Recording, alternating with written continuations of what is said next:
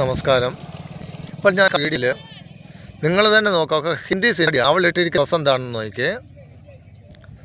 എന്നിട്ട് ഇവരൊക്കെയാണ് ഈ സദാചാരം നമ്മുടെ മലയാളം ചാനലുകളിൽ വന്നിരുന്ന് പെണ്ണുങ്ങളുടെ ഡ്രസ്സിനെ കുറിച്ച് കുറേ അവൾമാർ വന്നിരുന്ന് അവർക്ക് ഇഷ്ടമുള്ള ഡ്രസ്സ് ധരിക്കും. ആണുങ്ങൾ എന്തിനാണ് നോക്കാൻ പോകുന്നത്?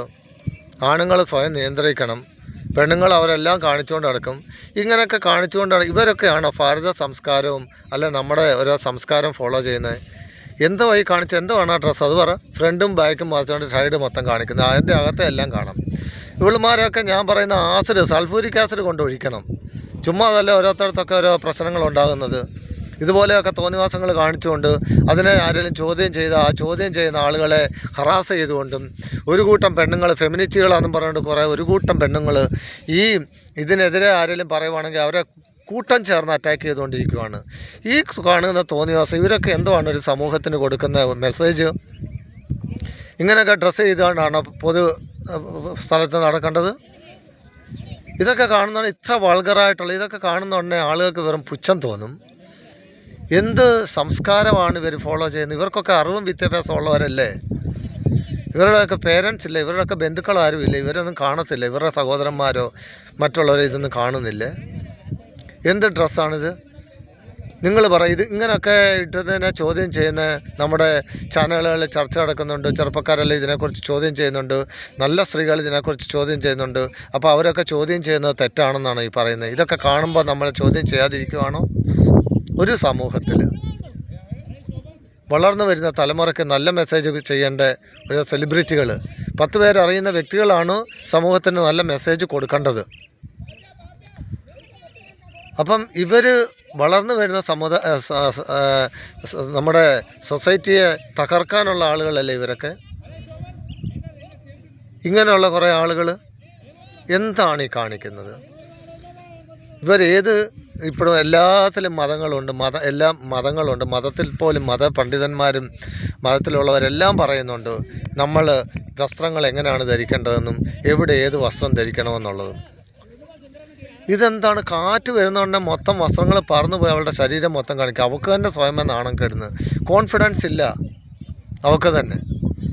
ഇതിനെയൊക്കെ പൊതുസമൂഹത്തിലെ ആളുകൾ ഇറങ്ങി നിന്ന് ഇവരൊക്കെ പിടിച്ച്, ഞാൻ പറയുന്നില്ല, തലവഴി വെള്ളമൊഴിച്ച് വിടണം.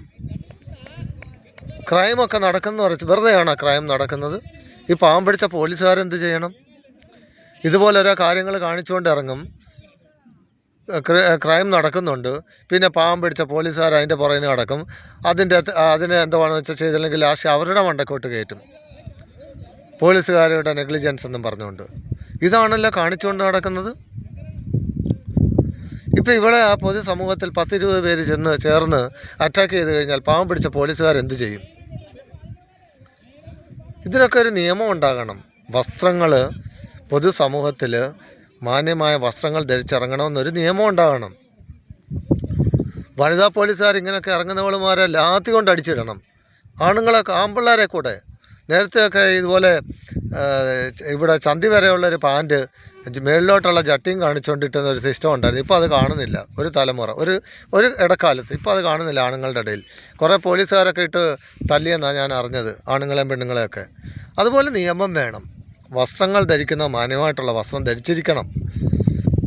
ഇത്ര വൾഗർ. ഇപ്പോൾ ഇവർക്കൊക്കെ ഇവരെന്താ പറയുക, ഇവർക്ക് മുലയും ചന്തിയും ഒക്കെ ഉണ്ട്. ഇതൊക്കെ ആളുകളെ കാണിക്കാനാണ്? തുടയും അതും ഇതും തുടയുടെ ഇടയൊക്കെ മറ്റുള്ളവരെ കാണിച്ചുകൊണ്ട് നടക്കാനാണോ ഉള്ളത്?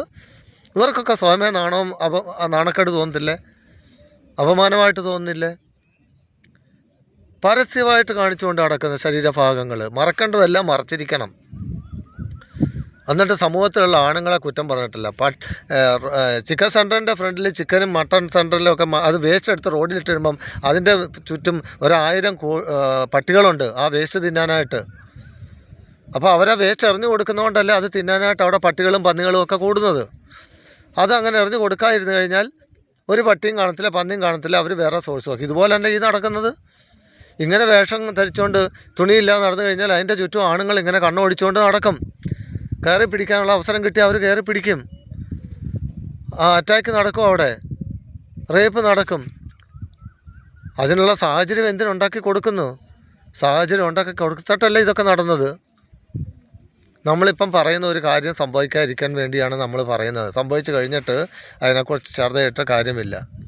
ഇതിനൊക്കെ എൻ്റെയൊക്കെ ഒരു കൺസെപ്റ്റിലൊക്കെ നിയമം തന്നെ, ശക്തമായ നിയമങ്ങൾ തന്നെ വേണം വസ്ത്രങ്ങളെക്കുറിച്ചുള്ള കാര്യത്തിൽ. മറ്റുള്ളവർക്കൂടെ ഒരു നാണക്കേട് തോന്നുന്ന രീതിയിലുള്ള വസ്ത്രധാരണം. നന്ദി, നമസ്കാരം.